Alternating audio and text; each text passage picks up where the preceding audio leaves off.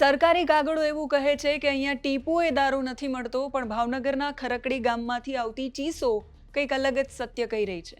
Police ભરતીમાં pass થયેલો એક યુવક પોતાના જ મિત્રોને પાર્ટી આપે છે અને એ જ પાર્ટી એમના જીવનની છેલ્લી રાત બને છે.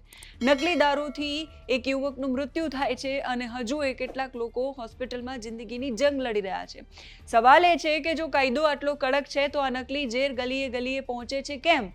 શું દારૂબંધી માત્ર ઈમાનદાર નાગરિકોને છેતરવા માટેનું મોહરું છે?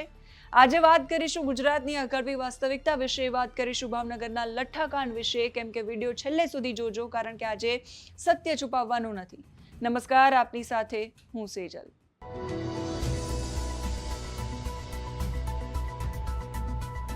ડ્રાય સ્ટેટ ગુજરાતમાં આપનું સ્વાગત છે. એવું રાજ્ય જ્યાં દારૂ પીવો કાનૂની ગુનો છે, પણ કરોડો રૂપિયાનો દારૂ પકડાવો એ રોજની વાત છે. ભાવનગરમાં લઠ્ઠાકાંડની વધુ એક ઘટના બની. નકલી વિદેશી બ્રાન્ડની બોટલોમાં મોત વહેંચવામાં આવ્યું. વારંવાર ચેતવણીઓ અપાય છે, અવારનવાર મોટી મોટી રેડ પડે છે, પણ વર્દીવાળાઓના નાકની નીચે બુટલેગરોનું નેટવર્ક આજે એટલું જ મજબૂત છે. સરકારને લાગે છે કે કાયદો બહુ કડક છે, પણ જમીની હકીકત અલગ છે. ભાવનગરમાં લઠ્ઠાકાંડની ઘટના સામે આવી. આખી ઘટના કઈ રીતે બની એ જાણીને તમારી આંખો ખુલી જશે. ભાવનગર જિલ્લાના વર્તેજ પોલીસ સ્ટેશન હેઠળ આવતા ખરકડી ગામે 16 ઓગસ્ટની રાત્રે એક મહેફિલ જામી. પોલીસ ભરતીમાં પાસ થયેલો એક યુવક પોતાના મિત્રોને ખુશીમાં પાર્ટી આપે છે. બજારમાંથી મધ્યપ્રદેશ માર્કાની રોયલ સ્ટેક બ્રાન્ડની બોટલો લાવે છે. મિત્રોએ આ દારૂ પીધો, પણ એ દારૂ નહીં, નકલી કેમિકલનું ઝેર હતું. શરાબ પીધા પછી 29 વર્ષીય ઉપેન્દ્રસિંહ ગોહિલ નામના યુવકનું કરુણ મૃત્યુ થયું, જ્યારે અન્ય 5 થી 6 યુવકો ગંભીર હાલતમાં આઈસીયુમાં સારવાર હેઠળ છે, જેમાંથી 2 યુવકોની સ્થિતિ અત્યંત નાજુક છે.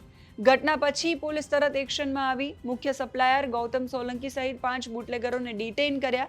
જિલ્લા પોલીસ વડા નિતેશ પાંડેના પ્રેસ કોન્ફરન્સમાં એમણે એવું કહ્યું કે આ નેટવર્કનો 90% જેટલો જથ્થો શંકાસ્પદ જથ્થો છે એ સીઝ કરી દીધો છે.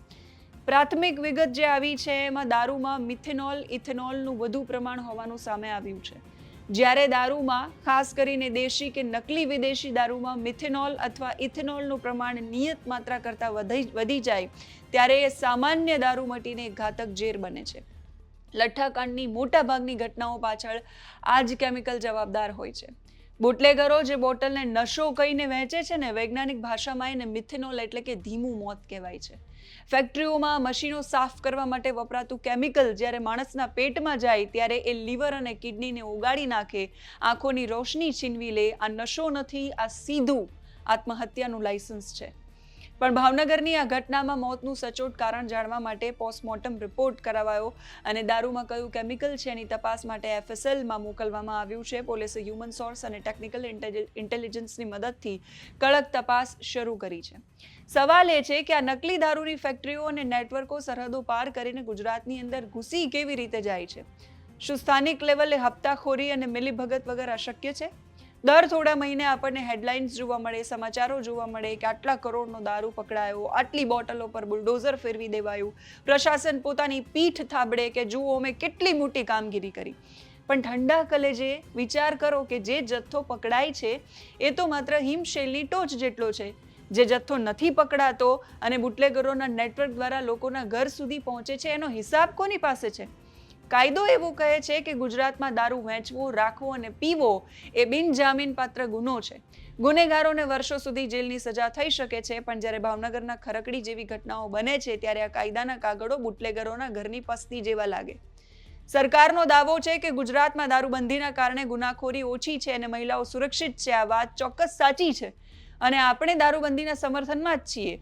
પણ સવાલ નીતિ સામે નથી, નિયત સામે છે. જ્યારે કાયદો માત્ર કાગળ પર મજબૂત હોય અને જમીન પર બુટલેગરો બેખોફ હોય, ત્યારે આવી કાળી રાત અને આવી ઘટનાઓ વારંવાર બને. અગાઉ પણ આપણે લઠ્ઠાકાંડ જોયા છે. એસઆઈટી બની છે, 2-4 પોલીસવાળા સસ્પેન્ડ થયા છે અને થોડા દિવસો પછી બધું જ રાબેતા મુજબ ચાલવા માંડે છે. અને જો એવું ન હોય તો આવી ઘટનાઓ ન બને. ક્યાં સુધી આપણે આવી ઘટનાઓને માત્ર એક અકસ્માત ગણીને ભૂલતા રહીશું? જ્યાં સુધી આ દૂષણના મૂળ સુધી પ્રહાર નહીં થાય ત્યાં સુધી કોઈ વર્તેજ કે કોઈ ખરકડી ગામ આવી જ રીતે હોમાતું રહેશે. તમારું આવી ઘટનાઓ પર શું માનવું છે એ કહેજો. શું ગુજરાતમાં ખરેખર દારૂબંધી છે કે પછી માત્ર એક ભ્રમ છે? તમારી રાય, તમારો અભિપ્રાય કમેન્ટ બોક્સમાં જરૂરથી લખજો. જો તમને એવું લાગે છે કે આ વિડીયોમાં ઉઠાવેલા સવાલો સાચા છે તો આ વિડીયોને શેર કરજો, જો તમે અમને યુટ્યુબ પર જોઈ રહ્યા છો તો તમે સબસ્ક્રાઇબ કરો. જો તમે અમને ઇન્સ્ટાગ્રામ અને ફેસબુક પર જોઈ રહ્યા છો તો ફોલો કરો. નમસ્કાર.